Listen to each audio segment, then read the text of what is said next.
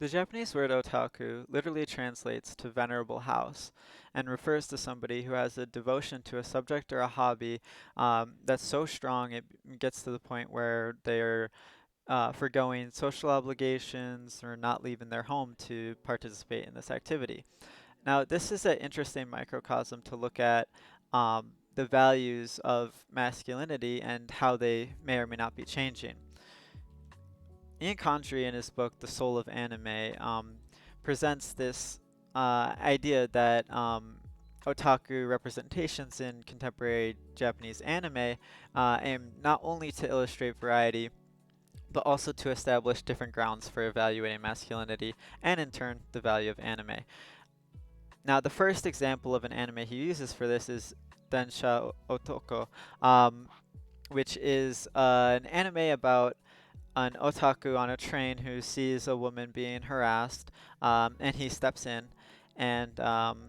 over the course of the movie, like a romance develops with him and the lady, and they start dating, and it's this story of otaku coming out of his shell, and it's like very popular story. Was adapted from forum posts actually on the internet in Japan on 2chan, and it's not known if it was a real story or not, like, or if somebody just was posting it, but it kind of took Japan by storm, and it was something that people found very inspiring, was how he overcame his social anxieties and things of that nature, and is rehabilitated, although it doesn't seem to be in line with Ian Country's goals of uh, finding different grounds to evaluate masculinity, as he's more like um, reverting back to normative masculinity values. So, although he is, this otaku and things like that, he's developing a relationship and becoming more socially well-adjusted. And the next anime that Ian Country uses as evidence of this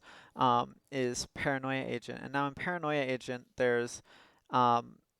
this like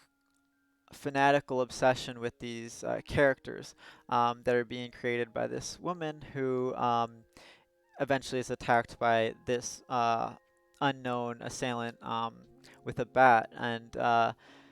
this shares many similarities to the Shonen A, the youth child in Japan whose identity was never revealed, who murdered other children. And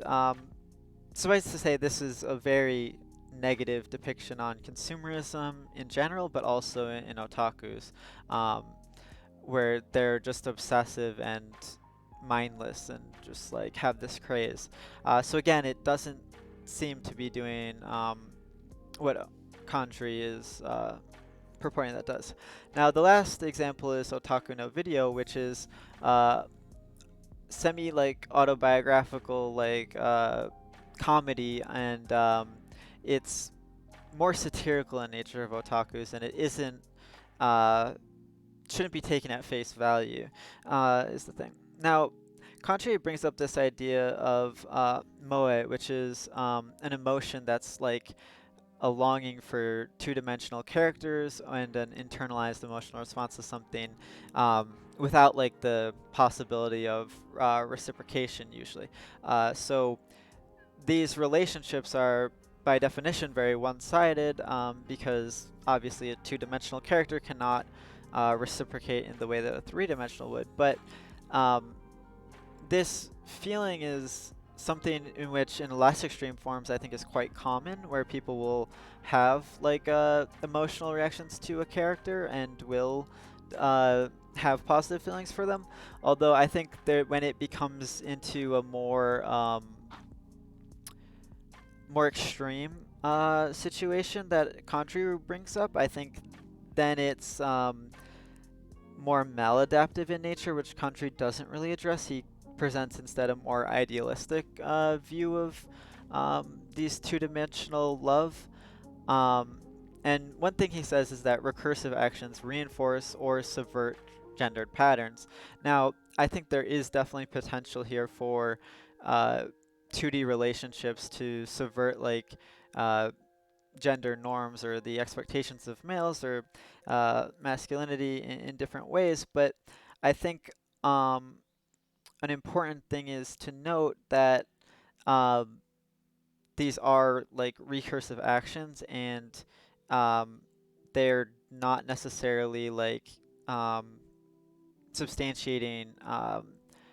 moe as a positive iteration of masculinity, um, and it brings up this kind of duality between escapism and the value of consumption. So Condry looks at it as the value of consumption, and he thinks of it as like these otaku. They're you know um, developing this database of like the thing that they're into, and they're like categorizing things, collecting things, and they have this like very uh, strong tie to memorabilia because it brings like these characters, it brings um, these things that they love like into their life, like in kind of melds the 2D with the 3D, and there's like these breakdown of hierarchical structures and a lot of like postmodern thought in that. But I think also too there's this escapism, right? So when it's these more extreme situations where people actually want to marry a two-dimensional character or things like that, I think usually it's brought about out of an inability to, or a perceived inability to have like a normal romantic relationship. For most people, it would be more akin to like say involuntary celibates or incels in the West, um, and I think it's why they feel forced into these like the anime characters, for instance, would be feeling a need for them that is otherwise not met. Um, within this, like, Country proposes a redefinition of masculinity and how we evaluate it, um, from the normative portrayal of masculinity in Japan as this like salaryman who provides for his family and is productive for his company and all these things, to something that's based off of like the consumption of goods, and one being an avid consumer of something rather than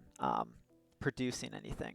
And he brings up like this breakdown of hierarchical structures where um, the otaku can see their moe love with a character as putting them at like above the creator of the character, even in terms of like how well they know them or like how close they are to the character itself. And to go back to like the darker side of these social issues or these phenomenon that these psychological phenomena that Conjure brings up, I think it's important to look at the context of Japan. 1990s Japan was recessionary, and there was this malaise, which Japan After Japan goes into in depth, but basically like there's this loss of identity because Japan during the bubble was thought of like these ideas such as Nihon Jinron, which is like these nationalistic writings on Japanese culture and identity, and they would stress cultural uniqueness or even Japanese superiority, especially vis-a-vis the West. So when Japan had this unprecedented economic development, economic boom in the 70s and 80s, it was thought that like uh, this inherent, like this Japaneseness, this essential Japaneseness, that is in their work ethic or like their societal or their gender roles or things of that nature, was responsible for this economic success. However, when it's lost in the 1990s, there's a sense of like uh, hopelessness and loss of direction. And Shinji Miyata remarks that there's an absence of a master narrative that is so common it becomes like just like a fact of life in Japan. Um, and so what happens is what some sociologists have called Muen Shakai in Japan, which is a relationshipless society. Now, this speaks to the depth of which people are not having kids, getting married much later, not having romantic partners, and instead like the rise of hikikomori, which are shut-ins who don't leave their house, otaku, and like this phenomenon of 2D love. And here are some more representations of social anxiety in anime. For the sake of time, I won't go into all of them, but um, Welcome to the NHK is a similar love story written by Hikikomori himself, and it shows this great understanding of like how he became, or like what was perpetuating his agoraphobia and things of that nature, and what like hikikomoris deal with. And it's a very negative portrayal of uh,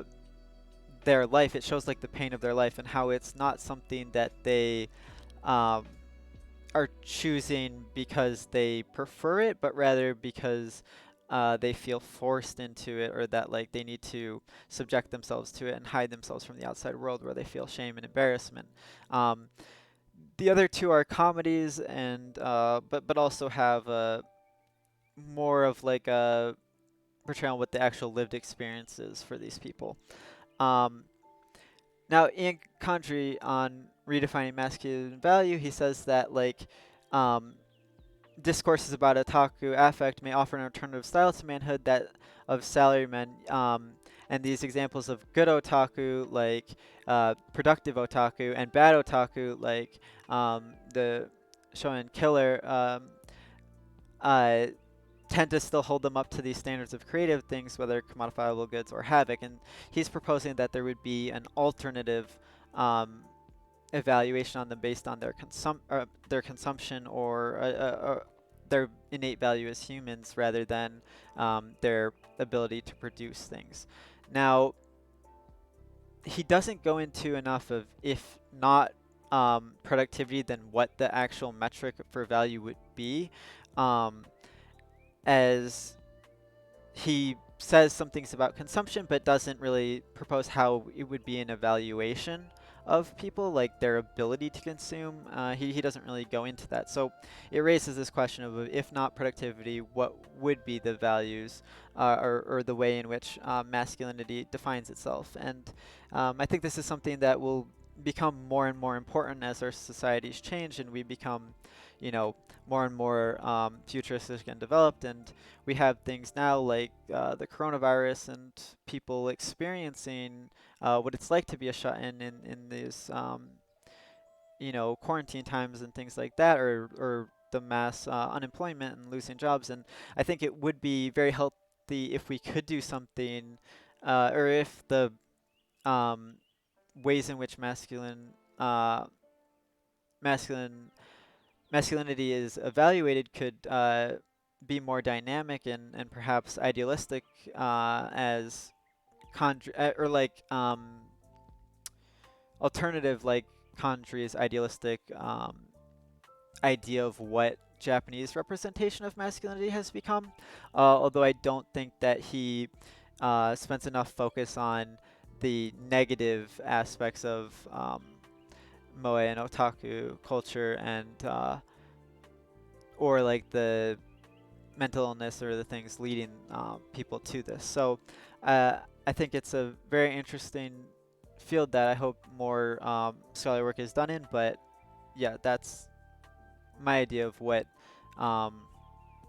the actual representations of otaku is in anime, and the kind of the insights that they provide.